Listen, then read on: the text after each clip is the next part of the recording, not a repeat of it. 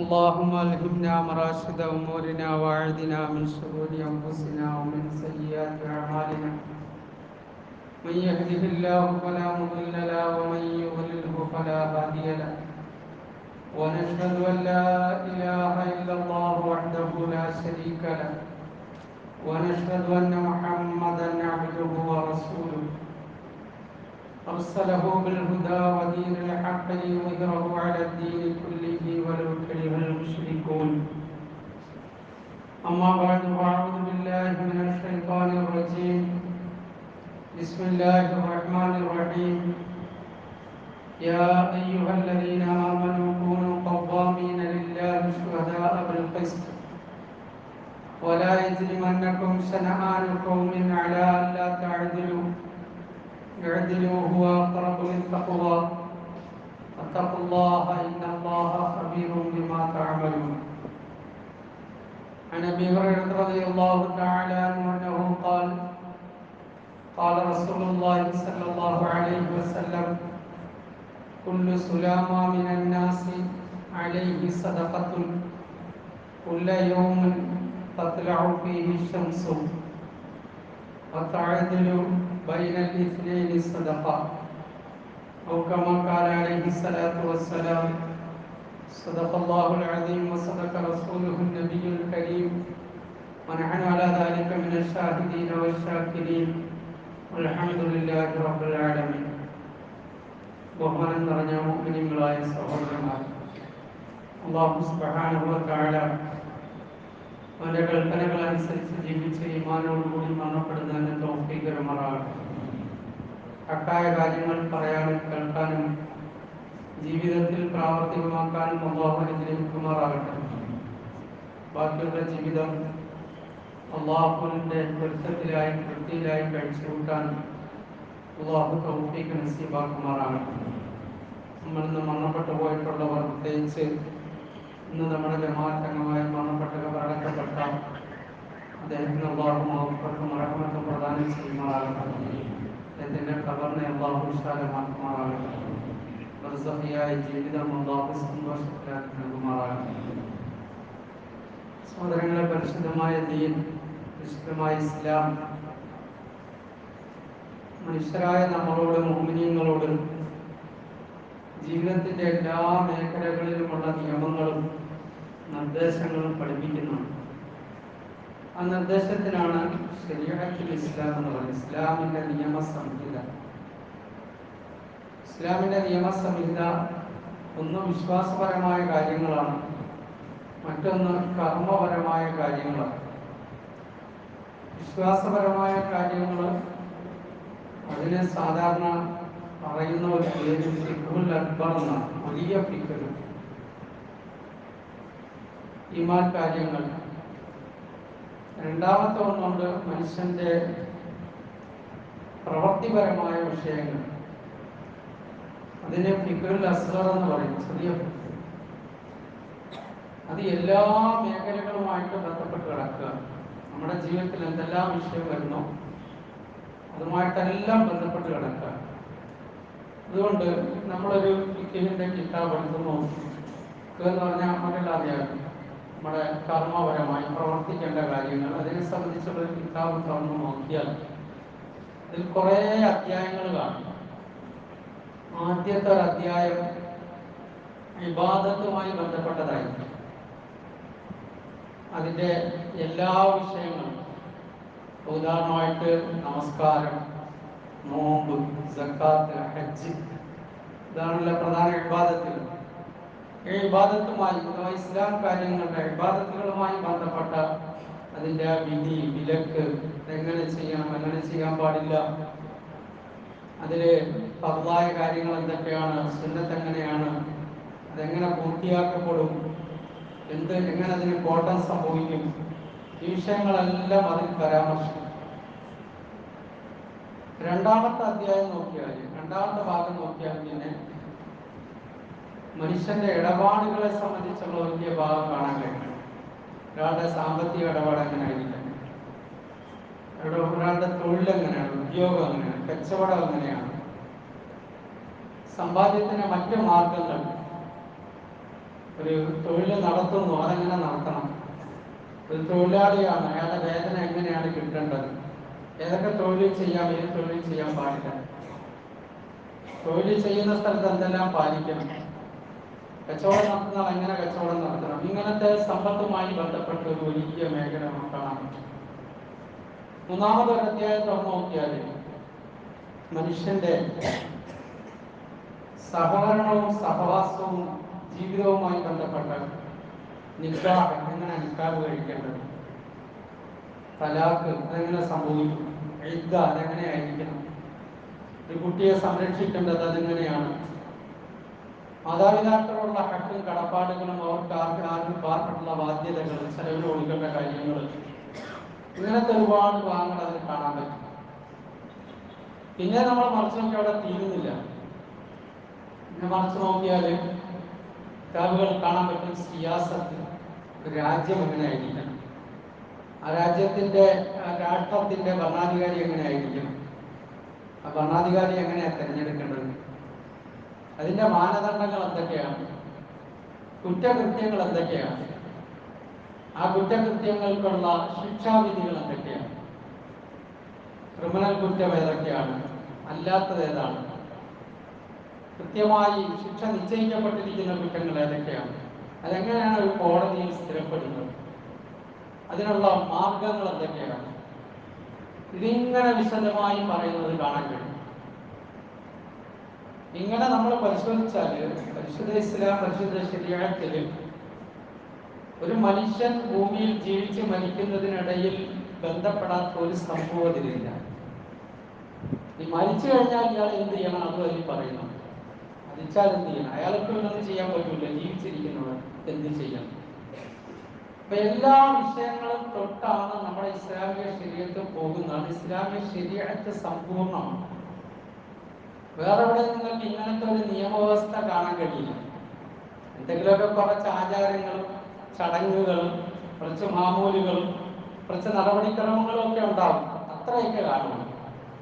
ഇങ്ങനൊരു സംവിധാനം ശരിയായിട്ട് ഇത് ലോകം മുഴുവൻ ഉണ്ട് മുസ്ലിമീങ്ങൾ. ഇതിന്റെ അടിസ്ഥാനം ഖുർആനും നബിതങ്ങൾ സല്ലല്ലാഹു അലൈഹി വസല്ലമയുടെ ജീവിതവും സുന്നത്തും. അതുകൊണ്ട് ഒരു മുസ്ലിമിന്റെ ജീവിതത്തിൽ എല്ലാ വിഷയങ്ങളിലും ഇത് ബന്ധപ്പെടുന്നുണ്ട്. ഒരിടത്തും നൽകുന്ന മാറിയൊരു സംഭവമില്ല. ഇതിന്റെ എല്ലാം അടിസ്ഥാനം എന്താണ്? ഇടപാടാണെങ്കിലും മറ്റു കാര്യങ്ങളാണെങ്കിലും വിവാഹമാണെങ്കിലും ഇതിനൊക്കെ ദീനുൽ ഇസ്ലാം അടിസ്ഥാനപ്പെടുത്തിയത് എന്താണ്? ഇതിന്റെ അടിസ്ഥാനം സമ്പൂർണമായി നീതിയോടുകൂടി ഈ കാര്യങ്ങളെല്ലാം നിർവഹിക്കപ്പെടണം. അത് ഖുർആൻ ഏറ്റവും പ്രധാനമായിട്ട് പറയുന്ന ഒരു വിഷയമാണ്. എല്ലാത്തിലും നീതി ഉണ്ടാകും. അതുകൊണ്ട് അനീതി കടന്നു വരാൻ സാധ്യതയുള്ള എല്ലാ സാമ്പത്തിക മാർഗങ്ങളെയും നിഷിദ്ധമാക്കിയിട്ടുണ്ടാവും. അങ്ങനത്തെ ഇടപാട്, കച്ചവടം എല്ലാം നിഷിദ്ധമാക്കിയിട്ടുണ്ടാവും. പലിശ അതുകൊണ്ടാണ് നിഷിദ്ധമാക്കിയത്. പലിശ കടന്നു വരാൻ സാധ്യതയുള്ള ഇടപാടുകൾ നിഷിദ്ധമാക്കിയിട്ടുണ്ട്. പല കാര്യങ്ങളും വിവാഹ ജീവിതത്തിൽ എവിടെല്ലാം ആക്രമിക്കപ്പെടാൻ സാധ്യതയുണ്ട്, അത് സ്ത്രീയാകട്ടെ പുരുഷനാകട്ടെ, അവിടെയൊക്കെ നിയമങ്ങളുണ്ടാവും. ശരിയായിട്ട് ഓരോരുത്തരുടെ അവസ്ഥകൾ പരിഗണിച്ച് ഇതുപോലെ രാജ്യത്തിന്റെ ഭരണകൂടം, തെരഞ്ഞെടുപ്പ്, നിയമം, ഇതിലെല്ലാം നീതി നടപ്പാക്കപ്പെടണം എന്നുള്ളത് ഇസ്ലാമിന് വലിയ നിർബന്ധ ബുദ്ധിയുണ്ട്. അത് ഏതെങ്കിലും ഒരു വിഭാഗത്തിനല്ല, മുസ്ലിമീങ്ങൾക്ക് മാത്രം നീതി, ബാക്കിയുള്ളവർക്ക് അങ്ങനെയില്ല. നീതി എല്ലാ മനുഷ്യർക്കും, എല്ലാവരോടും നീതി പുലർത്തപ്പെടണം. അതാണ് ഇസ്ലാം മുന്നോട്ട് വെക്കുന്നത്. അള്ളാഹുവിന്റെ ദീൻ അങ്ങനെയാണ്. ഒരു അമുസ്ലിമിനോട് എങ്ങനെ പെരുമാറണം, അത് ഖുർആനിലുണ്ട്. ഒരു അമുസ്ലിമിനോട് നീതി കാണിക്കണം, അതിന്റെ കാര്യം ഖുർആൻ പറയുന്നു. ഒരു അമുസ്ലിമായ മനുഷ്യനാണ്, അവന്റെ സമ്പത്ത് പിടിച്ചെടുക്കാൻ ഇസ്ലാമിൽ തന്നെ അനുവാദമുണ്ടോ? മോഷ്ടിച്ചെടുത്തു, പിടിച്ചു പറിച്ചെടുത്തു, അവൻ ആഖിറത്തിൽ കുറ്റക്കാരനാവും, ദുനിയാവിൽ കുറ്റക്കാരനാണ്. മുസ്ലിം അമുസ്ലിം എന്ന വേർതിരിവ് അവിടെ ശരീഅത്ത് അല്ലാഹു വെച്ചിട്ടില്ല. ഒരു അമുസ്ലിമായ സ്ത്രീയുടെ അഭിമാനത്തിന് കോട്ടം വരുത്താൻ ഒരു മുസ്ലിമിന് അവകാശമുണ്ടോ? അവൻ ശിക്ഷിക്കപ്പെടും, അവന്റെ ശിക്ഷ നടപ്പാക്കപ്പെടും. അത് അള്ളാഹുവിന്റെ നിയമമാണ്, അള്ളാഹുവിന്റെ ദീനാണ്. ഇതുപോലെ രാജ്യം അത് നീതിപൂർവ്വം നിലനിൽക്കണം, അതും ഇസ്ലാമിന്റെ ആവശ്യമാണ്. അതുകൊണ്ടാണ് ഏത് രാജ്യമാണെങ്കിലും ഏത് സ്ഥലമാണെങ്കിലും അവിടെ നടക്കുന്ന അവസ്ഥകളെ സംബന്ധിച്ച് ബോധവാന്മാരായിരിക്കണം മുസ്ലിം. ഞാനൊന്നും അറിഞ്ഞില്ല, ഞാനൊന്നും കേട്ടില്ല, എനിക്കൊന്നും അറിയില്ല, ആ അവസ്ഥ നമുക്ക് ഭൂഷണമല്ല, മുസ്ലിമിന് ഭൂഷണമല്ല. നമ്മുടെ രാജ്യത്തെ സംബന്ധിച്ച് ഖുർആൻ അല്ലാഹു ഈ കാര്യം ആവർത്തിച്ച് ധാരാളം സ്ഥലത്ത് പറയുന്നു. യാ അയ്യുഹല്ലദീന ആമനൂ കൂനൂ ഖവ്വാമീന ലില്ലാഹി ശുഹദാഅ ബിൽ ഖിസ്ത്. അല്ലേ മുഅ്മിനീങ്ങളെ, നിങ്ങൾ ഭൂമിയിൽ നീതിക്ക് വേണ്ടി നിൽക്കാൻ പാടുള്ളൂ, അതിനെ നിങ്ങൾ സാക്ഷിയാകാൻ പാടുള്ളൂ. വലാ യജ്രിമന്നകും ശനആനു ഖൗമിൻ അലാ അല്ലാ തഅദിലു. ഒരു ജനതയോടുള്ള വൈരാഗ്യം, അവരോട് അനീതി കാണിക്കാൻ നിങ്ങളെ പ്രേരിപ്പിക്കരുത്. ഒരു ജനതയോട് നിങ്ങൾക്ക് വൈരാഗ്യമുണ്ട്, അതുകൊണ്ട് അവരോട് നിങ്ങൾ എന്ത് ചെയ്യരുത്? അനീതി കാണിക്കരുത്. നിങ്ങൾ നീതിയോടെ പെരുമാറുക. അതാണ് തഖ്വയ്ക്ക് ഏറ്റവും അടുത്തത്. മറ്റൊരു സ്ഥലത്ത് അല്ലാഹു തആല പറയുന്നുണ്ട്, നിങ്ങൾ നീതിപൂർവ്വം നിലകൊള്ളണം. അത് നിങ്ങളുടെ മാതാപിതാക്കൾക്കോ അടുത്ത ബന്ധുക്കൾക്കോ എതിരാണെങ്കിൽ പോലും നിങ്ങൾ നീതിയുടെ പക്ഷത്ത് നിൽക്കുമ്പോൾ മറുഭാഗത്ത് നിൽക്കുന്ന വാപ്പയാണ്, അല്ലെങ്കിൽ സഹോദരനാണ്, അല്ലെങ്കിൽ മകനാണ്, മരുമകനാണ്, ഏറ്റവും വേണ്ടപ്പെട്ട ആളാണെങ്കിൽ പോലും നിങ്ങൾ അനീതിക്ക് കൂട്ടു നിൽക്കരുത്. നിങ്ങൾ നീതിയുടെ പക്ഷത്ത് നിൽക്കണം. അതാണ് തഖ്വയുടെ അടയാളം. നിങ്ങൾ അനീതിക്ക് കൂട്ടു നിന്നാൽ നിങ്ങളെ അല്ലാഹു ചോദ്യം ചെയ്യും. ഇതൊക്കെ ഖുർആൻ നമ്മളോട് നിർദ്ദേശിക്കുന്ന കൽപ്പനകളാണ്. അതുകൊണ്ടാണ് പരിശുദ്ധ ഇസ്ലാം പറയുന്നത് ഈ ലോകം നിലനിൽക്കുന്നത് തന്നെ നീതിയുടെ അടിസ്ഥാനത്തിലാണ്. ലോകം നിലനിൽക്കുന്ന എന്തിന്റെ അടിസ്ഥാനത്തിലാണെന്നതിൽ വിവിധ കാഴ്ചപ്പാടുകളുണ്ട്. ലോകത്തുള്ള ഇസ്സങ്ങളൊക്കെ പറയുന്ന സമ്പത്തിന്റെ അടിസ്ഥാനത്തിലാണ്. അത് കമ്മ്യൂണിസം ആണെങ്കിലും മുതലാളിത്തമാണെങ്കിലും ഇതെല്ലാം പറയുന്ന സമ്പത്ത് കൊണ്ടായി ലോകത്ത് നിലനിൽക്കുന്നതെന്നാണ്. സമ്പത്ത് കൊണ്ടല്ല, സമ്പത്ത് ലോകത്തിന്റെ നിലനിൽപ്പിന് കാരണമാണ്. മതങ്ങളൊക്കെ പറയുന്ന സ്നേഹം കൊണ്ടാണ്. അതേത് മതമാണെങ്കിലും സ്നേഹം കൊണ്ടാണ് ലോകം നിലനിൽക്കുന്നത്. യഥാർത്ഥത്തിൽ സ്നേഹത്തിലും നീതി വേണം, സമ്പത്തിലും നീതി വേണം. നന്മയെ സ്നേഹിക്കാൻ കഴിയണം, തിന്മയെ വെറുക്കാൻ കഴിയണം. അവിടെയുള്ള ഒരു സമൂഹത്തിന് നിലനിൽപ്പുണ്ട്. എല്ലാ തിന്മ ചെയ്യുന്നതിനെയും അതിനെ സ്നേഹിച്ചാൽ ഒരു സമൂഹത്തിന് നിലനിൽക്കാൻ കഴിയില്ല. സമ്പത്ത് ചെലവഴിക്കുന്നത് നീതി വേണം. നീതി ഉണ്ടെങ്കിൽ ഒരു സമൂഹത്തിൽ സാമ്പത്തിക രംഗം രക്ഷപ്പെടുകയുള്ളൂ. സമ്പത്ത് കൊണ്ട് മാത്രം രക്ഷപ്പെടാൻ കഴിയില്ല. ഇത് പരിശുദ്ധ ഇസ്ലാം പറയുന്നു. وأنزلنا معهم الكتاب والميزان ليقوم الناس بالقسط وأنزلنا الحديد فيه بأس شديد ومنافع للناس وليعلم الله من ينصره ورسله بالغيب إن الله قوي عزيز. തീർച്ചയായും അല്ലാഹു തആല നബിമാരെ നിയോഗിച്ചു, കിതാബുകൾ ഇറക്കി, കിതാബുകൾ നൽകി, നബിമാരെ അയച്ചു, കിതാബുകൾ പഠിപ്പിക്കാൻ. എന്തിനാണത്?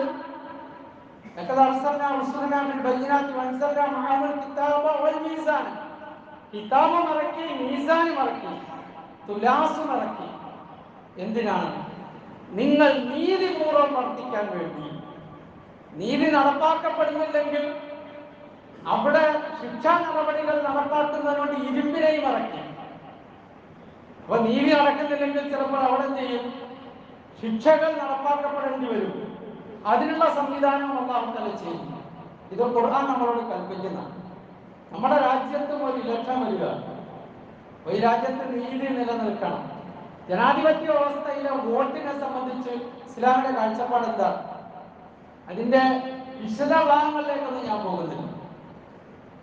ഇന്നത്തെ രീതി വെച്ചുകൊണ്ട് പണ്ഡിതന്മാർ പറയുന്നത് 3 കാര്യങ്ങളാണ്. അത് ഏത് വോട്ടാണെങ്കിലും ഒന്നുകിൽ അതൊരു ശഫാഅത്താണ്. ഷഫാഅത്ത് എന്ന് പറഞ്ഞാൽ ഒരു ശുപാർശ.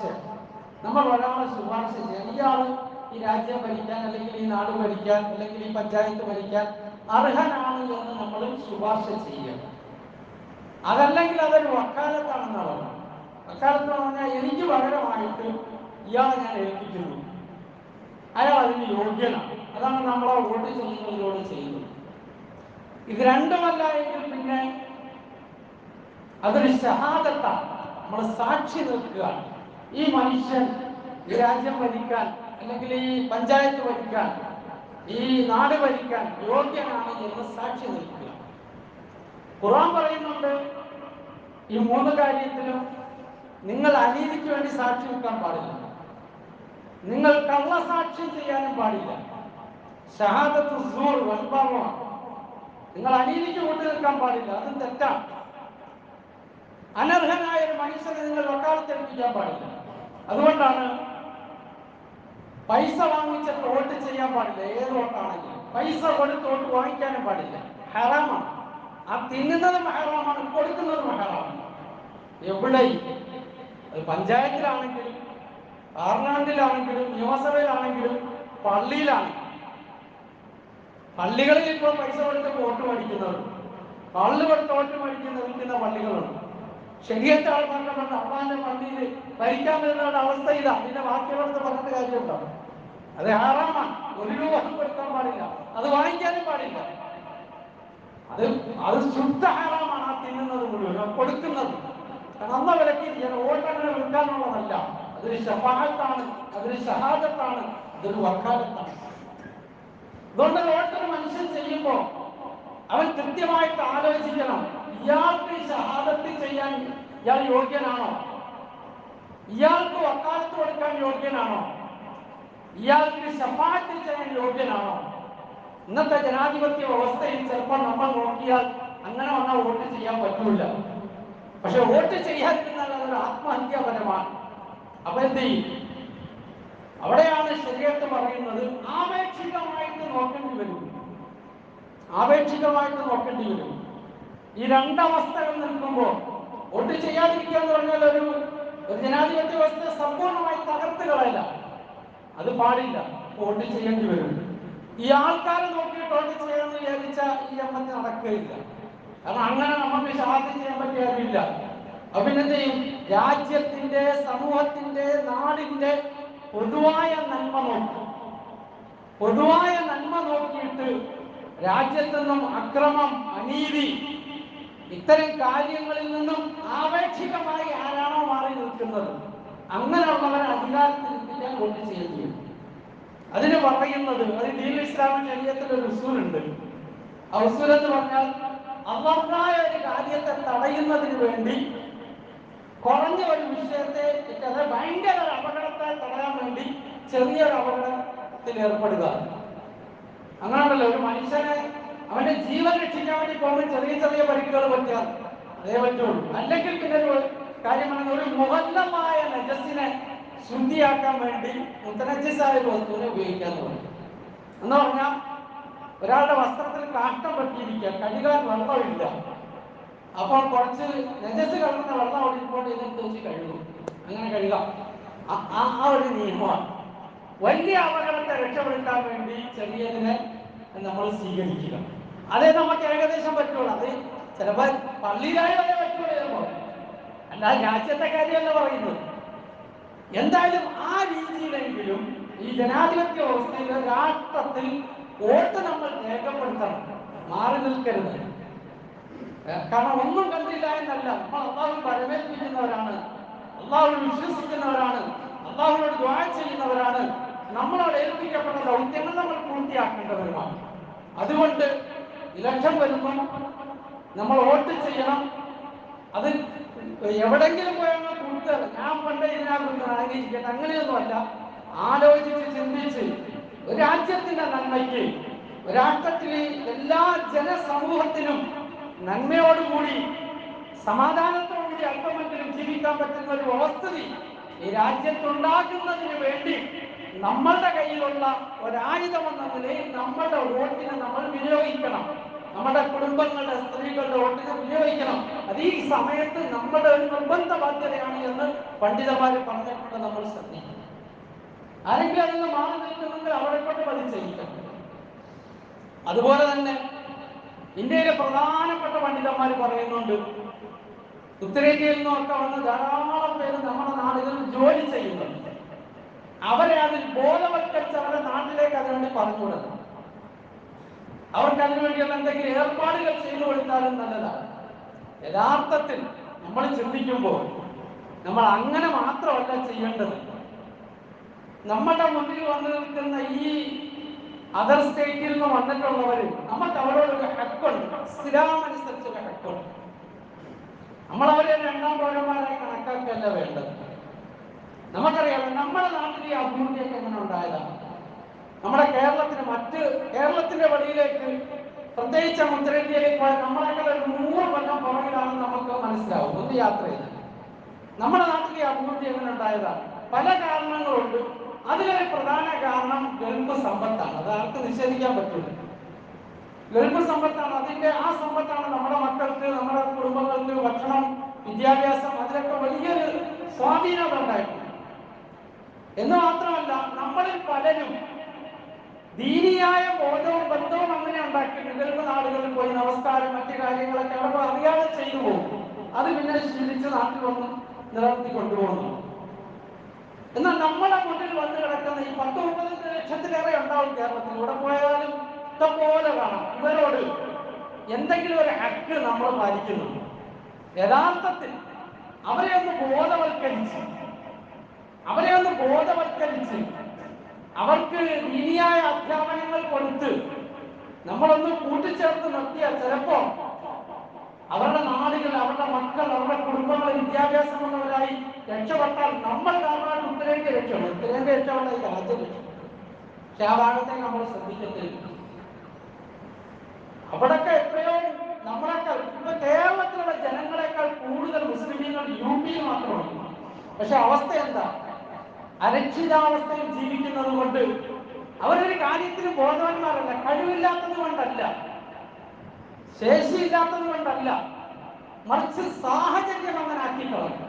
പ്രത്യേകിച്ച് ദാരിദ്ര്യം, പട്ടിണി എന്നൊക്കെ പറഞ്ഞാൽ അത് മനുഷ്യനെ വല്ലാത്ത അവസ്ഥയിലാക്കി കളയുന്നതാണ്. അങ്ങനെയുള്ളൊരു സമൂഹത്തിൽ നിന്നും പ്രതിഭാധനന്മാരുണ്ടാകാൻ സാധ്യത കുറവാണ്. അബൂ യൂസുഫ് റഹ്മത്തുള്ളാഹി തആല വലിയ കാവിയായി. ഒരു ദിവസം ഒരു ഗൗരവമുള്ള വിഷയം ചർച്ച ചെയ്യുന്നതിന് വേണ്ടി വന്നപ്പോ ഭാര്യ വന്നിട്ട് പറഞ്ഞു, വീട്ടിലെ മാവ് തീർന്നു പോയിരുന്നു.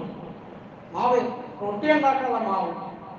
അദ്ദേഹം പറയണം, എന്റെ വസ്ത്രമൊക്കെ മറന്നുപോയി. കാരണം ഒരു ദാരിദ്ര്യത്തിന്റെ സംഭവം ഉണ്ടായി കഴിയുമ്പോൾ അവിടെ മനുഷ്യന് മറ്റൊന്നും ചിന്തിക്കാൻ കഴിയില്ല. വിശക്കുന്ന ഒരു മനുഷ്യന്റെ മുന്നിൽ വേറൊന്നും പറഞ്ഞാൽ അത് നമ്മൾ കയറുകയും അവനൊരു സംസ്കാരം പ്രയാസമായിരിക്കും, അവനൊരു നാഗരികത ഉണ്ടാക്കുന്ന പ്രയാസമായിരിക്കും. അപ്പൊ അവര് ആ ഒരു അവസ്ഥയിൽ, അരക്ഷിതാവസ്ഥയിൽ കഴിയുന്നവരാണ്. നമ്മുടെ ഈ നാടുകളിലുള്ള ഈ 19 ലക്ഷം വരുന്ന ഇവർക്ക് ഒരു ദീനിയായ ഉത്ബോധനവും ആ രീതിയിലുള്ള ഒരു കാഴ്ചപ്പാടിൽ അവരെ നമ്മൾ ഇവിടെ നിന്ന് ട്രീറ്റ് ചെയ്താൽ അവരവരുടെ കുടുംബങ്ങളോടൊപ്പം രക്ഷപ്പെടും. അങ്ങനെ രക്ഷപ്പെടാൻ ഈ രാജ്യം രക്ഷപ്പെടും. നമ്മളെ എത്രയോ കീഴിൽ ജോലി ചെയ്യുന്നവരുണ്ട്. നമ്മൾ അവരെ ഒരു നേരം നിസ്കരിക്കാൻ വിടാറുണ്ടോ? ആ കൃത്യം അല്ലാഹു ചോദിക്കും. നമ്മുടെ ഷോപ്പിൽ ജോലി ചെയ്യുന്നു, നമ്മുടെ ഹോട്ടലിൽ ജോലി ചെയ്യുന്നു, നീ നിസ്കരിക്കാൻ വിടത്തില്ല പറയില്ല. നമ്മുടെ വീട്ടിൽ ജോലിക്ക് വന്നു, നമ്മൾ നിസ്കരിക്കാൻ വിടും. അയാൾക്ക് പറഞ്ഞല്ലേ, ആകെ പോയ 5 മിനിറ്റ് ഉച്ചയ്ക്കുള്ള ഭക്ഷണത്തിന്റെ കൊടുത്ത് 5 മിനിറ്റ് അല്ലെ 10 മിനിറ്റ്. നമ്മൾ ആ 10 മിനിറ്റ് അവനെ വിടില്ല. അവനത് പറഞ്ഞില്ല എന്നാണ് നമ്മൾ തീരുമാനിച്ചു കൊടുത്തേക്കുന്നത്. ആ മനുഷ്യൻ ആർത്തി കുറ്റക്കാരൻ, നമ്മൾ കുറ്റക്കാരൻ. നമ്മളോട് ചോദിക്കില്ല നമ്മുടെ കീഴിലുള്ളവരെ സംബന്ധിച്ച്, അവരുടെ ദീനിനെ കുറിച്ച് കലിമ ചോദിച്ചിട്ടുണ്ടോ? കലിമ അറിയില്ലായിരിക്കും, നമസ്കാരം അറിയില്ലായിരിക്കും, യാതൊരു ബോധവും കാര്യത്തെ കുറിച്ച് ഉണ്ടാവില്ല. നമ്മൾ അങ്ങനെ ചെയ്തില്ലെങ്കിൽ എന്താ സംഭവിക്കുന്നതെന്നറിയോ? നമ്മൾ അങ്ങനെ ചെയ്തില്ലെങ്കിൽ ഇവർ നമ്മൾക്ക് അപകടകാരികളാവും. ടിക്കറ്റ് ചോദിച്ച ടിക്കറ്റുകാരനെ ഒറ്റ ചവിട്ടിന് കൊന്നു കഴിഞ്ഞ ആഴ്ച അല്ലേ? ട്രെയിനിൽ കയറി ടിക്കറ്റ് ചോദിച്ചോ, എന്ത് ചെയ്തു? ചവിട്ടി പുറത്തിട്ട് അയാളെ പോയി മരിച്ചു. ഇനി അടുത്ത എന്താണെന്ന് അയാൾ ചിന്തിച്ചിട്ടില്ല. ഞാനിപ്പോ ചവിട്ടി അയാളെ പുറത്തിട്ട് അവൻ മരിച്ചു, എനിക്കെന്താ വരുന്നത്? അത് ചിന്തിക്കാനുള്ള ബോധമില്ല. ഇങ്ങനെ നമ്മൾ അവരെ ശ്രദ്ധിച്ചില്ലായെങ്കിൽ നമുക്ക് അവർ ദുരിതമായിട്ട് മാറും. ഇപ്പൊ നമ്മള് സ്പെഷ്യൽ ബ്രാഞ്ചിനൊക്കെ വിളിച്ച് ഞങ്ങളുടെ പള്ളിയിൽ ആരാ ജോലി ചെയ്യുന്നത്, ഡാറ്റ ഇല്ല. ഡാറ്റ മേടിച്ചു വെച്ചിട്ട് എന്താ കാര്യം? മനുഷ്യനെ മനസ്സ് മാറട്ടെ. ഈ മനുഷ്യന്മാരുടെ മനസ്സ് മാറിയാതെ നമ്മൾ ഡാറ്റ മേടിച്ചു വെച്ചിട്ട് ഒരു കാര്യമില്ല, ഒന്നും സംഭവിക്കാൻ പോകുന്നില്ല. അവരാ അവസ്ഥ ഇങ്ങനെ പാട്ടും കേട്ട് പാട്ടും ചവച്ച് അവരിങ്ങനെ ഏതോ ലോകത്ത് ജീവിക്കും. വരുമ്പോ അപ്പൊ എന്താണ് അത് ചെയ്യുന്നത്, അതിനപ്പുറത്തേക്കൊന്നും ചെയ്യില്ല. പക്ഷെ നമ്മളുടെ മുന്നിൽ അവർ മനുഷ്യരല്ലേ, അവരെ താഴ്ത്തിയിടണം, അവർക്ക് അളവ് ചെയ്ത് കൊടുക്കണം, അവരെ ബോധവൽക്കരിക്കണം, അവരെ മനുഷ്യന്മാരാക്കണം. അവർക്ക് ബോധമില്ലാത്തൊരവസ്ഥയിലാണ് ജീവിക്കുന്നത്. അത് അവരുടെ കഴിവില്ലാത്തത് കൊണ്ടല്ല, അവർ വളർന്നു വന്ന സാഹചര്യം. അവിടെ നമുക്കൊരു വലിയ ബാധ്യത, നമുക്കൊരു നന്ദി രേഖപ്പെടുത്തലുണ്ട്. നമ്മളെ കരുതി പോയി പണം ഉണ്ടാക്കി നമ്മൾ സുഖമായിട്ട് ജീവിക്കണമെങ്കിൽ നമ്മുടെ മുന്നിൽ വന്ന ഇവരോടും നമ്മളെ നന്ദി കാണിക്കണം. അള്ളാഹുവിനോട് ആര്, മനുഷ്യനോട് ആര് നന്ദി കാണിച്ചില്ല, അവൻ അള്ളാഹുവിനോട് നന്ദി കാണിക്കുകയില്ല എന്ന് റസൂലുള്ളാഹി സ്വല്ലല്ലാഹു അലൈഹി വസല്ലം പറഞ്ഞു. അപ്പൊ അവരെയൊക്കെ ഇലക്ഷൻ വരുമ്പോൾ പറഞ്ഞു വിടണം, അവരോട് വന്നാൽ നാട്ടിൽ പോയി വോട്ട് ചെയ്തിട്ട് വരാൻ പറയും. അത് ജനാധിപത്യ രാജ്യത്ത് നമ്മൾ ചെയ്യേണ്ട ഒരു കാര്യമാണ്.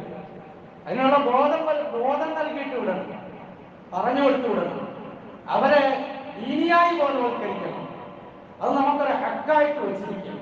ഇങ്ങനെയുള്ള നീതി പരിശുദ്ധ ഇസ്ലാം നമ്മളോട് ഗൗരവമായി ഓർമ്മപ്പെടുത്തുന്ന ഒരു കാര്യമാണ്. അതിനായ റസൂലുള്ളാഹി സ്വല്ലല്ലാഹു അലൈഹി വസല്ലം തങ്ങളുടെ 20-ാമത്തെ വയസ്സിൽ നുബുവത്ത് കിട്ടിയിട്ടില്ല. മക്കയിൽ അന്ന് അബ്ദുല്ലാഹി ഇബ്നു ജദ്ഹാൻ എന്ന് പറയുന്ന മനുഷ്യന്റെ വീട്ടിൽ ഖുറൈശികളെല്ലാം ഒരുമിച്ച് കൂടി. എന്തിനാണ് ഒരുമിച്ച് കൂടിയത്? ഈ നാട്ടിൽ ഇനി ഒരാളെയും ആക്രമിക്കപ്പെടാൻ പാടില്ല. ആരുടെയെങ്കിലും സമ്പത്തോ മറ്റോ അക്രമപരമായി പിടിച്ചെടുത്തിട്ടുണ്ടെങ്കിൽ അത് നമ്മൾ ആ മനുഷ്യർക്ക് തിരിച്ചു കൊടുക്കും. ഈ നാട്ടിലേക്ക് വരുന്ന മനുഷ്യർ സുരക്ഷിതരായിരിക്കണം. ഇങ്ങനെ ഒരു കരാറെടുത്തു.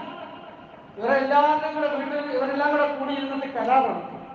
റസൂലുള്ളാഹി സ്വല്ലല്ലാഹു അലൈഹി വസല്ലം പറഞ്ഞു, ലഖദ് ശഹിദ്തു മഅ ഉമ്മത്തി, ഞാൻ എൻ്റെ പിതൃവ്യന്മാരോടൊപ്പം ഹിൽഫൻ ഫീ ദാരി അബ്ദുല്ലാഹി ഇബ്നു ജദ്ആൻ, അബ്ദുല്ലാഹി ഇബ്നു ജദ്ആന്റെ വീട്ടിൽ ജാഹിലിയ കാലഘട്ടത്തിൽ ഒരു കരാറിന് വേണ്ടി ഞാനും ഒരുമിച്ച് കൂടിയിട്ട് ഇങ്ങനെയുള്ള തീരുമാനങ്ങളെല്ലാം എടുത്ത് പിരിഞ്ഞു. വിദഗ്ധ സല്ലല്ലാഹു അലൈഹി വസല്ലം പറയാണ്, തീർച്ചയായും ആ കരാർ അഹബ്ബു ഇലയ്യ ബിഹി മിൻ ഉമറിൻ നഅമി, ചുവന്ന ഒട്ടകങ്ങൾ കിട്ടുന്നതിനേക്കാൾ എനിക്ക് പ്രിയങ്കരമാണ്. എനിക്ക് ഇഷ്ടപ്പെട്ട അറബികളുടെ ഏറ്റവും വലിയ സമ്പത്താണ് ചുവന്ന ഒട്ടകം. അത് കിട്ടുന്നതിനേക്കാൾ എനിക്ക് പ്രിയങ്കരമാണ്. എന്നിട്ട് നബി തങ്ങൾ സല്ലല്ലാഹു അലൈഹി വസല്ലം പറഞ്ഞു, ലൗ ദുഈതു, ഇനി എന്നെ ക്ഷണിക്കപ്പെട്ടാൽ ഫിൽ ഇസ്ലാമി, നബുവത്തിലേക്ക് പ്രവാചകനായി ഇസ്ലാമിൽ എന്നെ അങ്ങനെ ഒരു കാര്യത്തിന് വേണ്ടി ക്ഷണിക്കപ്പെട്ടാൽ ലഅജബ്തു, ഞാൻ അതിന് മറുപടി കൊടുക്കുന്നതാണ്, ഞാൻ അതിൽ പങ്കെടുക്കുന്നതാണ് എന്ന് സയ്യിദുനാ റസൂലുള്ളാഹി സ്വല്ലല്ലാഹു അലൈഹി വസല്ലം. ഒരു സമൂഹത്തിൽ നീതി നടപ്പാക്കാൻ വേണ്ടി ജാഹിലിയത്തിൽ പോലും ഞാൻ പങ്കെടുക്കും. ഇസ്ലാമിൽ അങ്ങനത്തെ ഒരു സംഭവത്തിലേക്ക് ആരെങ്കിലും എന്നെ വിളിച്ചാൽ ഞാൻ അതിൽ പങ്കെടുക്കുമെന്ന് എനിക്ക് പ്രിയങ്കരമാണ്. സഹോദരങ്ങളപ്പോൾ ഒരു സമൂഹത്തിന്റെ നന്മയ്ക്ക് വേണ്ടിയുള്ള പ്രയത്നം, നമ്മുടെ മഹലിന്റെ കീഴിൽ ഒരുപാട് വിദേശികളായ ആൾക്കാർ വന്ന് ജോലി ചെയ്ത് നമ്മളൊന്ന് ശ്രദ്ധിക്കണം. അവർക്ക് ഹെൽപ്പ് ചെയ്ത് കൊടുക്കണം, അവരെ ദീനിയായി ബോധവൽക്കരിക്കണം, അവരെ ശാക്തീകരിക്കണം നന്മയ്ക്ക് വേണ്ടി. ഇല്ലെങ്കിൽ അവരെല്ലാം തിന്മയുടെയും ആൾക്കാരായിട്ട് മാറും. അവരെ കൊണ്ട് പ്രയാസങ്ങൾ ഉണ്ടാവും. അത് ഉണ്ടാകരുത്. നമ്മൾ അവരോട് നന്മ ചെയ്താൽ അല്ലാഹു നമ്മളോട് നന്മ ചെയ്യും. ഇത് നമ്മുടെ ഒരു ഹക്കാണ്, ബാധ്യത. ആരും ആവാതെ എത്രയോ സംഘടനകളുണ്ട്, കാക്കത്തോളായിരം സംഘടനകളുണ്ട്. ആരെങ്കിലും ശ്രദ്ധിക്കുന്നത് ഇത്തരം ഒരു കാര്യം? കുറച്ചു പേര് നമ്മുടെ ദഅവത്തുമായി ബന്ധപ്പെട്ടവരെയൊക്കെ കാണുന്നുണ്ടെന്നല്ലാതെ ആരും ഇവരെ ശ്രദ്ധിക്കുന്ന പോലും. നമ്മൾ കാണുമ്പോൾ ബംഗാളി ബിഹാരി എന്നൊക്കെ പറഞ്ഞവരെ ആ രീതിയിൽ കാണുക ചെയ്യും. റസൂലുള്ളാഹി സ്വല്ലല്ലാഹു അലൈഹി വസല്ലം പറഞ്ഞു, ഓരോ മനുഷ്യനും അവന്റെ ഓരോ സന്ധിക്ക് പകരവും സദഖ ചെയ്യണം. കുല്ലു സുലാമ മിൻ അഹദിക്കും സദഖ, നിങ്ങളുടെ ഓരോ സന്ധിക്ക് പകരവും സദഖ ചെയ്യാൻ നിങ്ങൾക്ക് ബാധ്യതയാണ്. കുല്ല യൗമിൻ തത്ലഉ ഫീഹി ശംസു, സൂര്യൻ ഉദിക്കുന്ന എല്ലാ ദിവസങ്ങളിലും. എന്നിട്ട് റസൂലുള്ളാഹി സ്വല്ലല്ലാഹു അലൈഹി വസല്ലം പറഞ്ഞു, വതഅദിലു ബൈനൽ ഇത്നൈനി സദഖ, രണ്ട് മനുഷ്യരുടെയും നീതി നടപ്പാക്കുക എന്നുള്ളത് ഏറ്റവും വലിയ സദഖയാണ്. ഒരു രാജ്യത്ത് നീതി നടപ്പാക്കലോ അത് ഏറ്റവും വലിയ കാര്യമാണ്. അതുകൊണ്ട് നമ്മുടെ രാജ്യത്ത് വരുന്ന ഇലക്ഷൻ അടുത്ത ജുമാ ദിവസമാണ്. ജുമാ ദിവസം എന്ന് പറയുമ്പോൾ നമുക്ക് ജുമാ നിർബന്ധമാണ്, ഒഴിവാക്കാൻ കഴിയില്ല. അതുകൊണ്ട് ജുമായുടെ സമയമൊന്ന് തർത്തീബാക്കിയിട്ടുണ്ട്, ഇന്ന് ക്രമീകരിച്ചിട്ടുണ്ട്. വെമ്പായം ജുമാഅത്ത് മസ്ജിദുമായിട്ട് കൂടി ആലോചിച്ചിട്ടുണ്ട്. 1 മണിക്ക് നമ്മുടെ ഉത്ബോധന പ്രസംഗം 1 മണിക്ക് ആരംഭിക്കുള്ളൂ. 1:30-ക്കുള്ളിൽ തന്നെ പ്രസംഗവും അറബി ഖുതുബയും ജുമാ നമസ്കാരവും പൂർത്തിയാകും. ഈ അരമണിക്കൂറുണ്ട്. വെമ്പായത്ത് സാധാരണ രീതിയിൽ അവിടെ നടക്കും.